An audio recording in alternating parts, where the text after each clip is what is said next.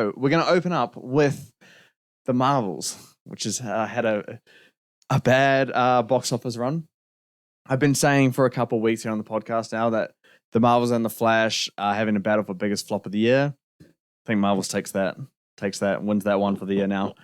So it dropped, get ready for it, 78.1% from 46.1 million to 10.1 million. 78.1%. That's unheard of. You know how it's unheard of? Let's get to more facts, eh? That is the 25th worst second weekend drop for a film of all time. 25th. It's the third biggest drop in history for a film debuting above 40 million. So the other ones are above it with stuff that drops like rapidly. Halloween Ends and Friday the 13th. Horror movies where they go see it for Halloween weekend, drops off. The Marvel said that. Third. And it's the biggest drop for a superhero film ever. And we've had some stinkers from superhero movies, especially this year as well. And so now we're looking at the projections for its entire box office run. It will earn less than 100 million domestically.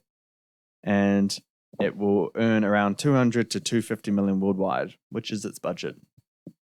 So, Nan, what do you make of this box office performance from the Marvels? It's pretty predictable if you think about it. I mean, we were all discussing this, and there were talks about how it might even break budget or break even, and it's definitely not going to make its budget. I think its budget was 275 million. Minus the 50 financially, technically. Yeah. And then it took a 50K sort of subsidy or something, whatever. Yeah. So that is shocking. A worldwide superhero film that's not going to break budget, that's very unheard of, especially from like you could sort of expect that from DC, but from Marvel, MCU. Yeah. Where pretty much most of their stuff breaks even unless it's in COVID.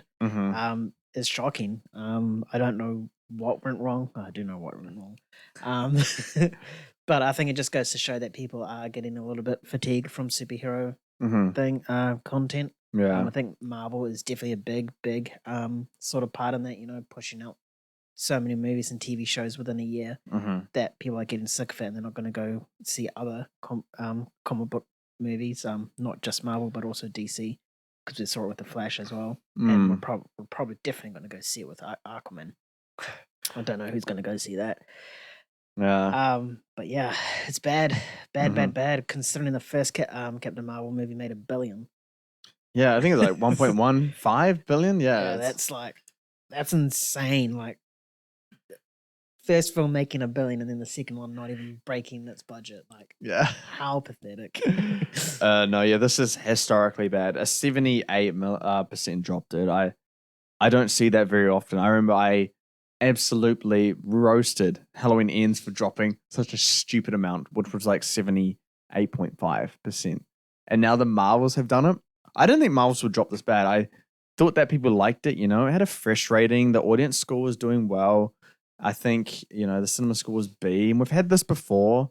We've had, Mission Impossible second weekend against Barbie and Oppenheimer opening up and that historic weekend as well.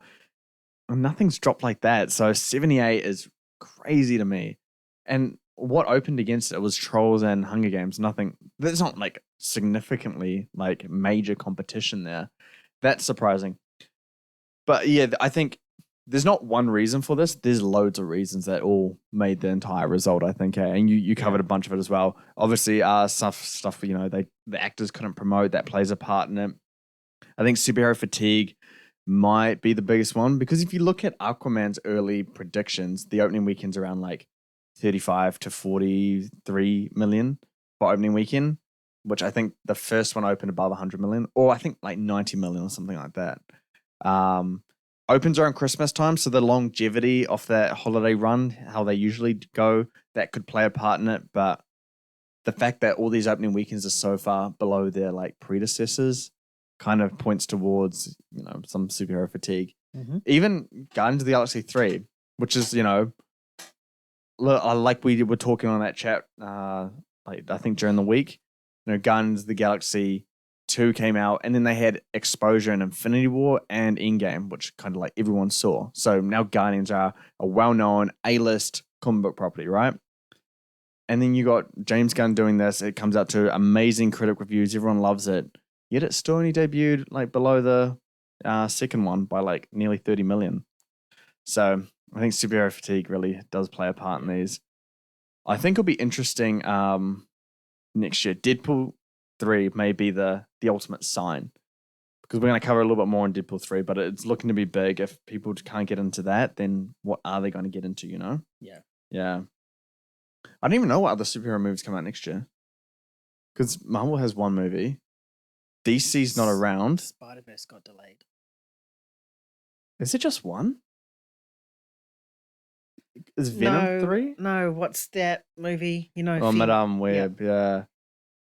Oh, and Craven got delayed till next year. Oh yeah, Craven. So it's pretty much one Marvel film and 3 Sony's. Is Venom? I'm pretty sure Venom's next year.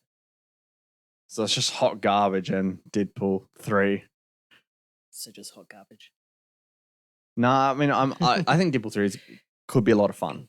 Yeah, I know. I just want to keep the meme going. Yeah. Might break the meme though. We'll have to see. Otherwise, we'll move on to other box office news. So